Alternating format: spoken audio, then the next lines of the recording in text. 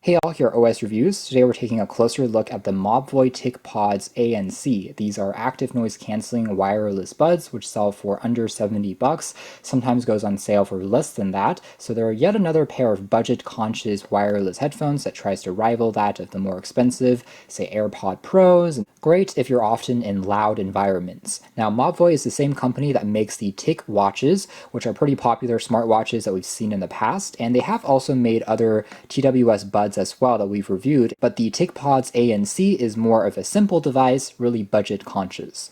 Otherwise, in terms of the specs here, again, it eliminates up to 35 decibels of sound, has 13mm drivers on here, which are a little bit larger than the average 5 or 6mm, allowing them to deliver slightly enhanced, louder sound. We'll talk about that later in this video. Other things include touch controls. As far as battery life is concerned, they can last upwards of 18 hours with the battery case. With ANC turned on, the buds themselves will last for around 4.5 hours per charge, and these do come with SBC and AAC audio codecs, but since they are still a budget model at the end of the day, it doesn't come with Qualcomm's aptX, just something to keep in mind. Now inside of the packaging here, which is very colorful this time, we have of course the ANC buds themselves.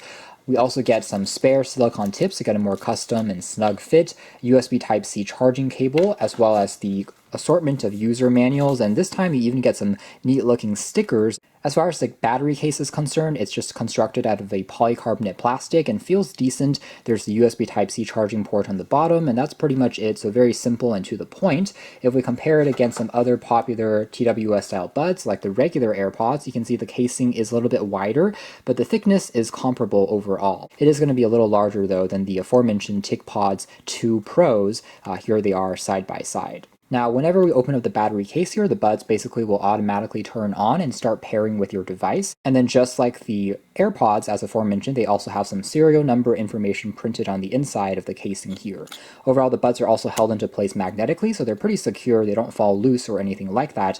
As far as the buds are concerned, we do have a fairly long stem that has a slight arc to it in terms of the shape. There is one of the microphones that picks up the external noise, and then the top portion of the buds are actually touch sensitive. There's a slight texture to it that kind of differentiates it from the bottom edge for controlling things like skipping tracks, answering phone calls, playing and pausing your music, and long holding for 2 seconds on the left side to turn on the ANC, 2 more seconds to go into the audio transparency mode, which will magnify the noise around you through the microphones, allowing you to hear what's happening even if you don't remove these from your ears. It's kind of reverse ANC, and then 2 more seconds to turn the function completely off. However, one thing that you aren't able to do directly on the touch controls is change the volume higher or lower, but overall it's clean and at the same time fits in well and is rather comfortable and snug. Here's a side-by-side comparison with the regular AirPods just to give you an idea. They're a tad thicker, but the weight is about the same, so it's slightly chunkier but still not too bad and feels quite comfortable. Moving into audio quality and performance, overall I would say mids are the most pronounced, and it just sounds very clean, very dynamic,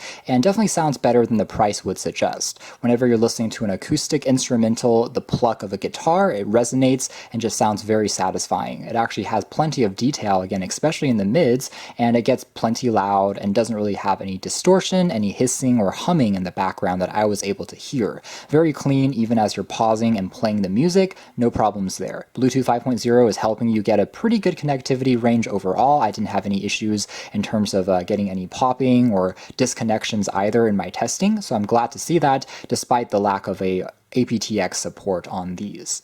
Bass is also present. I wouldn't say they're especially bass heavy, however they are about on par with what you'll find on the Redmi AirDots as well as with the real AirPods. That is to say, whenever you're listening to a drum beat or something that has a EDM kick, it still makes an impact. It's not going to rattle or shake quite as much as a super bass heavy pair of buds, but it certainly is there, giving us still a very balanced experience. Trebles also sound very clean, not too harsh or shrill or distorted.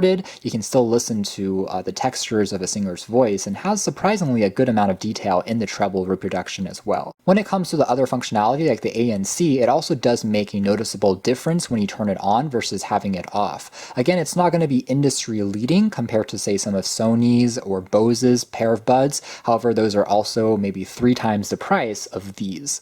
So overall, again, if you're in the car, you can definitely definitely hear the engine sound get repressed. Anything that has kind of a lower frequency sound does get silenced quite a bit, and it really helps you focus on the music or even rest in more comfort.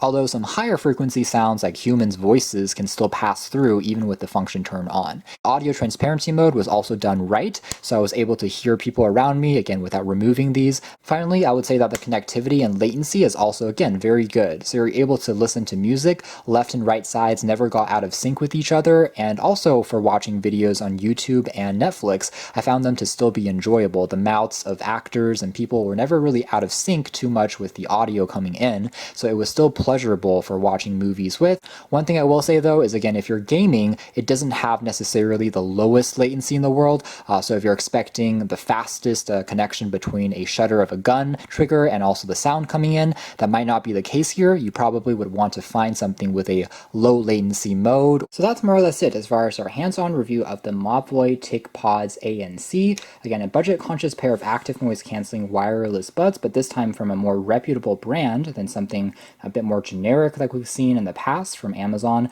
So this one here does have overall pretty good construction quality, comfortable build, touch controls which are fairly sensitive, as well as good audio quality, surprisingly good mids, strong volume. As far as room for possible improvement, it would be neat if in the future they added support in the application for controlling the buds here, just like they have currently for the TicPod 2 Pros.